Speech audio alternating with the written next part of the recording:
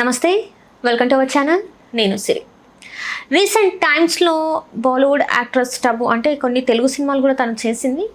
తను ఇప్పుడు కొన్ని వ్యాఖ్యలు అయితే చేయడం జరిగింది. ఆ వ్యాఖ్యలు ఇప్పుడు చర్చనీయాంశం అయిపోయాయి. ఎక్కడ చూసినా తను మాట్లాడిన మాటలే బాగా వినిపిస్తున్నాయి. సో దీనికి సంబంధించి మరిన్ని విషయాలు మనకు తెలియజేయడానికి మనతో పాటు ఉన్నారు ప్రముఖ సినీ క్రిటిక్ దాసరి విజ్ఞాన్ గారు. నమస్కారం సార్. సార్, హీరోయిన్ టబు ఒకప్పుడు నిన్నే పెళ్ళాడతా సినిమా ఆ టైంలో కావచ్చు, చాలా అంటే మంచి సినిమాలు చేసింది తను. తెలుగులో కూడా మంచి హీరోయిన్. తర్వాత బాలీవుడ్లో తన మొత్తం అక్కడే ఉండిపోయింది. కానీ ఇప్పుడు రీసెంట్ టైమ్స్లో తను చేసిన కొన్ని వ్యాఖ్యలు అవి ఎంత చర్చనీయాంశం అయ్యాయంటే ఎక్కడ చూసినా అవే వినిపిస్తున్నాయి. సోషల్ మీడియాలో అయితే చాలా వైరల్ అవుతున్నాయి. సో ఇంతకు తను ఏం వ్యాఖ్యలు తను మాట్లాడింది, దాని వెనకాల అర్థం ఏంటంటారు అసలు? అంటే తను అన్న కాంటెస్ట్ ఏంటి అసలు?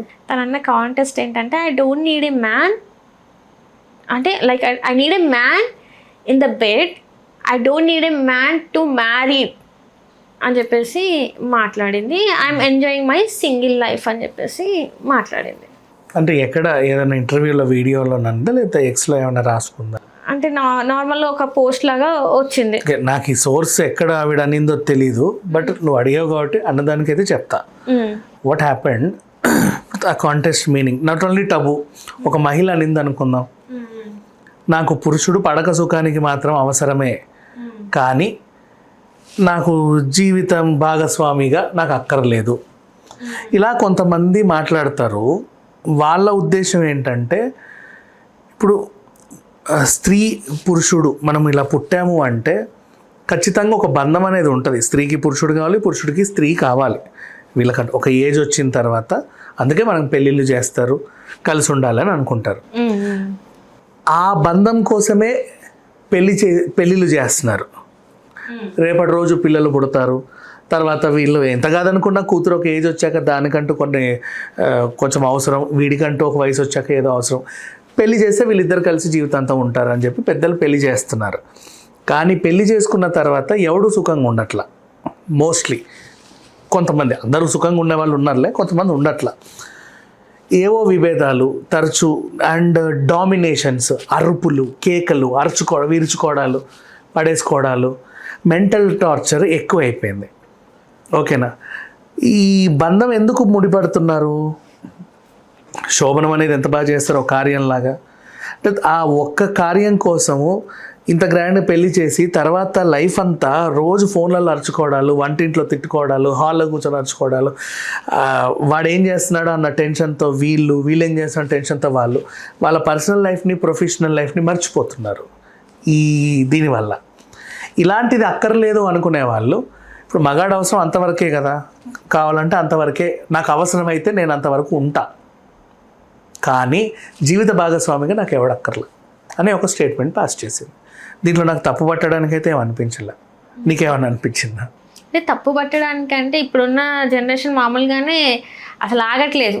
ఎక్కడ వాళ్ళకి మంచిదో చెడదో తెలియని ఇదిలో ఉన్నారు. ఎంత చదువుకున్నా కూడా అంటే మనకంటూ కొన్ని ఎథిక్స్, మోరల్స్, మన కల్చర్ అనేది ఉంటుంది కదా, దాన్ని అసలు ఎక్కడ పట్టించుకోవట్లేదు అని చెప్పేసి చాలామంది బాధపడుతున్నాం. అండ్ కొన్నిసార్లు అయితే వాళ్ళు ప్రేమించి పెళ్లి చేసుకున్నా, లేకపోతే పెద్దలు చూసిన సంబంధాలైనా ఏమవుతున్నాయంటే వితిన్ 1 year 2 years మ్యాక్స్ 3 yearsలోనే కొలాప్స్ అయిపోతుంది. సో అంటే ఇదే అవుతుంది, ముందే అన్నీ తెలుసుకోవడం. టబుకి ఇప్పుడు ఎంత కాదనుకున్నా ఒక 50 అటు ఇటు వయసు ఉంటుంది, అవునా?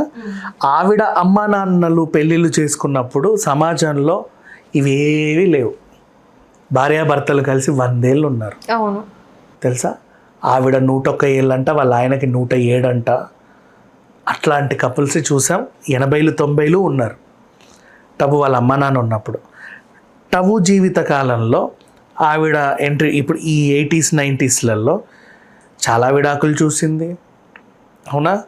చాలా డామినేషన్స్ చూసింది. ఆవిడ ఉన్న ఇండస్ట్రీ కూడా కొంచెం ఎక్కువ ఇవి అవుతూ ఉంటాయి కాబట్టి బాగానే చూసింది. అవి చూస్తా పెళ్ళిని పోస్ట్పోన్ చేస్తా వచ్చింది. ఇప్పుడు ఒక ఏజ్ వచ్చిన తర్వాత జెన్జీ గైస్ని కూడా చూస్తుంది. ఈ జనరేషన్ చూసిన తర్వాత ఇక అసలు పెళ్ళి అనేదే అవసరం లేదు అని మైండ్ ఫిక్స్ చేసేసుకుంది. అవన్నీ కరెక్టే. యాక్చువల్గా చెప్పాలి, ఇప్పుడు వాళ్ళ తల్లిదండ్రుల టైంలో ఏంటంటే పిల్లలందరూ భయంగా ఉండేవాళ్ళు. అమ్మ నాన్న ఏది చెప్తే అదే, ఎదురు తిరిగేవాళ్ళు కాదు, పని చేసేవాళ్ళు, కష్టపడి పని చేసేవాళ్ళు, ఎంతో ఎర్న్ చేసేవాళ్ళు, దాచుకునేవారు, కలిసి కుటుంబ సభ్యులు మంచిగా ఉండేవాళ్ళమ్మా. తర్వాత జనరేషన్ అంటే ఇప్పుడు మన మమ్మీ డాడీ జనరేషన్ చెప్తా నేను. నిజంగా మా మమ్మీ జనరేషన్ నాకు అయ్యో పాపం అనిపిస్తుంది, మన మమ్మీల జనరేషన్. బికాజ్ వాళ్ళు చిన్నప్పుడు వాళ్ళ అమ్మ నాన్నలు నీకేం తెలియదు కూర్చో, నీకేం తెలియదు కూర్చో అనేవాళ్ళు. ఇప్పుడు వాళ్ళ పిల్లలు మన జనరేషన్ కూడా వాళ్ళు నీకేం తెలియదు కూర్చో, నీకేం తెలియదు కూర్చో. ఇంకా వాళ్ళు ఎప్పుడు తెలుసుకునేది మా పాపం. అలాగే వాళ్ళ లైఫ్ అయిపోయింది తెలుసా. మన మమ్మీ డాడీ ఏజ్ వాళ్ళు ఉన్నారుగా ఇప్పటికి కూడా, ఈ టబు ఏజే ఇంచుమించు. మన మమ్మీ వాళ్ళకి టబు ఏజే ఉంటుంది, కొంచెం అటు ఇటుగా. మరి ఆవిడంత సినిమా హీరోలను ముసలోళ్ళని చేసే ఉద్దేశం నాకు కాదు.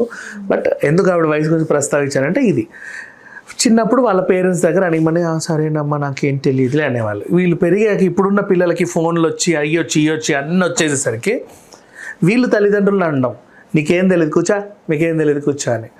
అట్లా ఆ జనరేషన్ చూసి నిజంగా జాలేసేది. ఆ జనరేషన్ చెందిందే టబు కూడా ఇంచుమించు చెప్పాలి అంటే. సో అన్నీ చూసింది తన జనరేషన్లో. సినిమా ప్రారంభం చూసింది, బ్లాక్ అండ్ వైట్ రోజులు చూసింది, అవునా. అప్పుడే ఈస్ట్మన్ కలర్ చూసింది, బ్లాక్ అండ్ వైట్ టీవీ నుంచి కలర్ టీవీలను చూసింది, రైళ్ళు ఎక్కింది, బస్సులు ఎక్కింది, విమానాలు ఎక్కింది, పేదరికం చూసింది, ధనం చూసింది, అన్నీ చూసింది టబు. అన్ని జనరేషన్ మనుషులు చూస్తుంది. తన కళ్ళ ముందే జనరేషన్ మారుతూ ఉంది. టీవీ తెరల సైజు పెరుగుతున్నాయి, ప్రొజెక్టర్లు వస్తున్నాయి, ఫోన్లు వస్తున్నాయి, టచ్లు వస్తున్నాయి, ఏఐ టెక్నాలజీ కూడా వచ్చేసింది, అవునా. నెక్స్ట్ అంతకుముందు ఉన్న లిమిటెడ్ పరిచయాలు ఇప్పుడు పరిచయాలు పెరిగిపోతున్నాయి. ఏ సోషల్ మీడియాలో ఎక్కడున్నాడో కనెక్ట్ అయిపోతున్నాడు. పెళ్ళిళ్ళు ఆ రోజుల్లో ఏంటంటే ఒక చక్కని పందిరేసి ఎంత ఖర్చు ఉండదు, 5 రోజులు 6 రోజులు కూడా చేసేవాళ్ళు మంచిగా దంచి ఓ సాంప్రదాయంగా.